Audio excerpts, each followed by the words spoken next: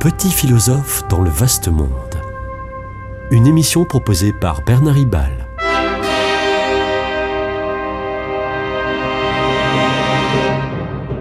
Bernard Ribal, essayiste, agrégé et docteur en philosophie.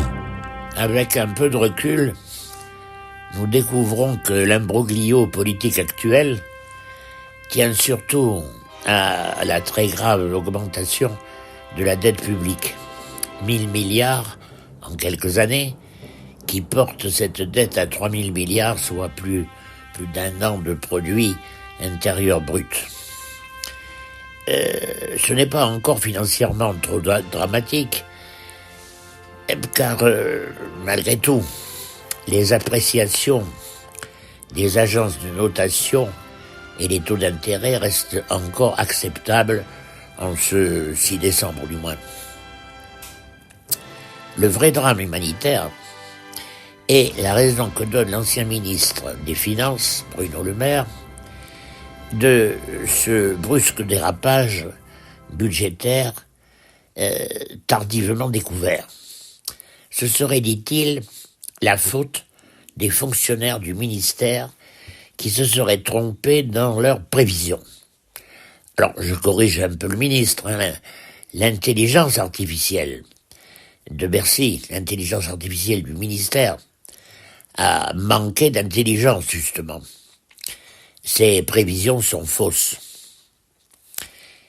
Les fonctionnaires du ministère ont simplement enfreint leur devoir de vigilance. Bref, l'intelligence artificielle n'est donc pas infaillible.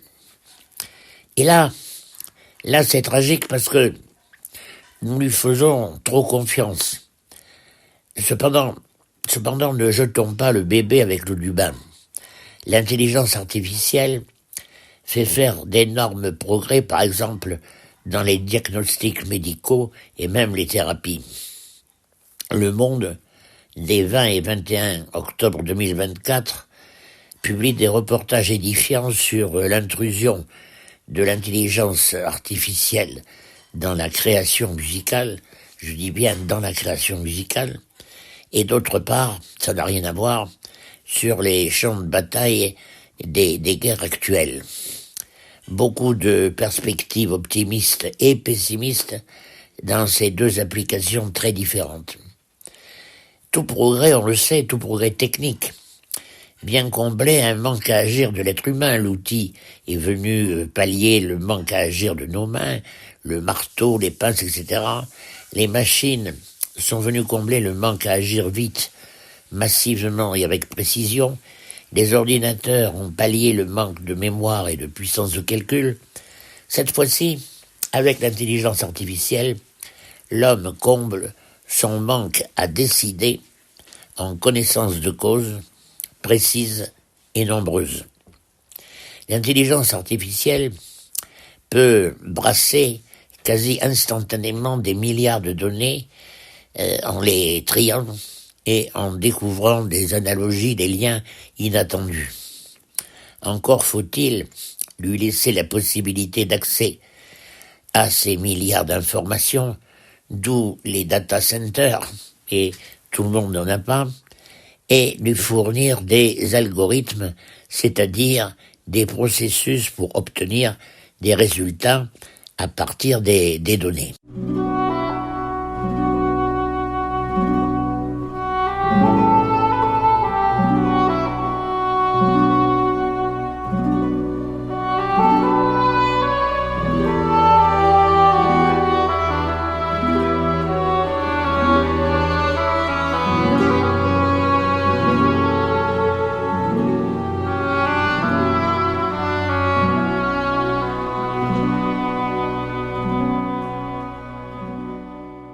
On pourrait donc croire que l'homme reste le fournisseur de données et le programmeur des algorithmes. Ce n'est pas tout à fait le cas, ce n'est plus tout à fait le cas. Les nouvelles formes d'intelligence artificielle dites génératives sont des machines apprenantes qui se corrigent et s'améliorent elles-mêmes. Et attention, cette intelligence artificielle générative s'améliore elle-même. sans être programmée. Elle s'améliore elle-même sans être programmée pour ça par l'homme. Et cette intelligence artificielle accède à des données abstraites et produit des tâches intellectuelles, scientifiques et même philosophiques ou littéraires. L'homme peut donc abdiquer la maîtrise de son destin, abandonner aux mains, si je puis dire, en ce qui concerne les mains, abandonner aux mains de l'intelligence artificielle, comme on le voit dans les décisions budgétaires de la France, où les ministres s'aperçoivent qu'ils sont trompés par l'intelligence artificielle. Tout ce qui brille n'est pas en or. L'intelligence artificielle est brillante, comme le montrent les conversations avec ChatGPT ou d'autres comme lui. Mais pourtant, il ne s'agit pas de cerveau.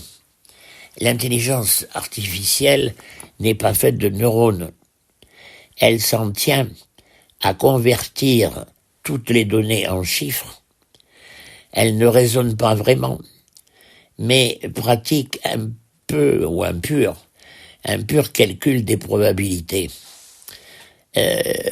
En triant et en faisant ressortir des liens entre des données, et l'intelligence artificielle ne fonctionne que par des choix binaires, oui ou non. Et néanmoins, l'intelligence artificielle fait des prouesses d'innovation dans les entreprises. On le constate, hélas, dans le décrochage économique de l'Europe, dont la cause principale, la cause de ce décrochage, est son retard en activité de l'intelligence artificielle. Les USA représentent 60% du développement mondial de l'intelligence artificielle. La Chine, 17%, et l'Europe, 6%.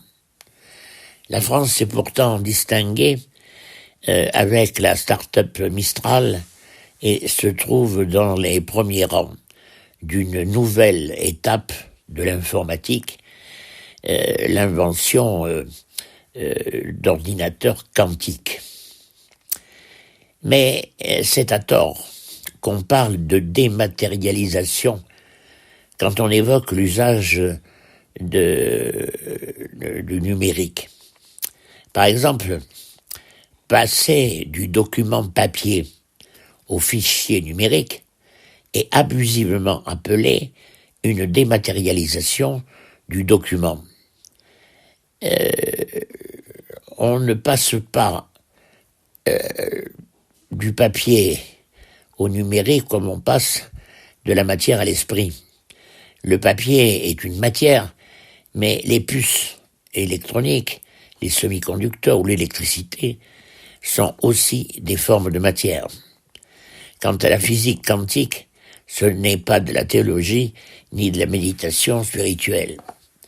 Au contraire, l'esprit est en danger. En effet, l'intelligence artificielle consolide et optimise l'écosystème du travail d'entreprise. Toutes les activités sont par l'intelligence artificielle minutieusement interconnectées. Et du coup, au-delà même de ce que le meilleur manager pouvait espérer.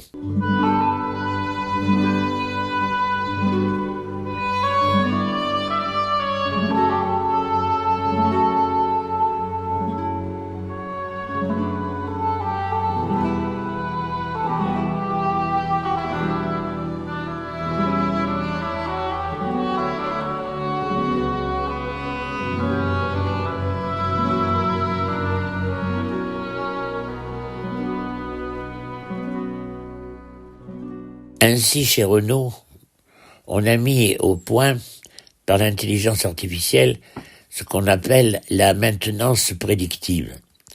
La maintenance prédictive est le contraire de la funeste obsolescence programmée. On se souvient de cette obsolescence programmée, on en a parlé il y a quelques années, ça dure encore d'ailleurs. Eh bien, au lieu de produire exprès des pièces qui vont tomber en panne pour faire racheter du neuf, c'est ça l'obsolescence programmée, eh bien, l'intelligence artificielle, elle, utilise des milliers de données, voire même des millions de données, pour prévenir et pallier à l'avance d'éventuelles futures pannes. C'est l'inverse, donc, de l'obsolescence programmée. Cette capacité dépasse les capacités de l'homme, ou même des hommes, ou même des équipes. Mais en même temps, le travailleur s'enferme dans le système et il est emporté par la logique de l'intelligence artificielle. Bien pire, le travailleur ne dépend plus tellement de cas de manager humain, mais de ce qu'on appelle le management algorithmique. L'ordinateur, dans ce cas, découpe le processus de travail pour chacun, pour chaque salarié, puis contrôle à distance les tâches exécutées par les subordonnés de cette intelligence artificielle. L'enjeu d'aujourd'hui est de tout faire pour que les êtres humains restent les maîtres des processus et des contrôles de l'intelligence artificielle. Et par cette intelligence artificielle, ce sera moins de temps de travail, oui, moins de temps de travail, mais plus de stress. Pour l'efficacité, comme pour les conditions de travail, l'usage de l'intelligence artificielle ne doit pas se décider au sommet d'une hiérarchie, mais au plus près des actions et des acteurs. D'où la renaissance de l'idée des lois Auroux de 1982 de créer des ateliers d'expression directe des salariés. 40 ans plus tard, cet ancien ministre, Jean Auroux, se réjouit de ce que beaucoup reprennent cette loi inappliquée. Ce recours à la subsidiarité et la décision de proximité, c'est-à-dire finalement ce principe de l'enseignement social chrétien, eh bien, tout ça, ça prend du temps. Alors que, par la gestion de l'intelligence artificielle, il n'y a pas de temps mort. Or, comme l'écrit la professeure Fanny Le Derlin, ces temps morts sont, au contraire, les temps vivants, ceux de la machine à café et de la relation humaine. L'intelligence artificielle, c'est l'efficacité hissée à l'excellence. Mais l'humain, c'est aussi et surtout manger, boire, marcher, rêver, aimer, imaginer, critiquer, échanger, rire, s'entraider. Avons-nous le temps d'être des humains? Non. Et oui. Non, car à la vitesse où vont les progrès du numérique, il y a urgence. Oui, car il faut s'arrêter un peu pour savoir où on veut aller. C'était Petit philosophe dans le vaste monde, une émission de Bernard Ribal.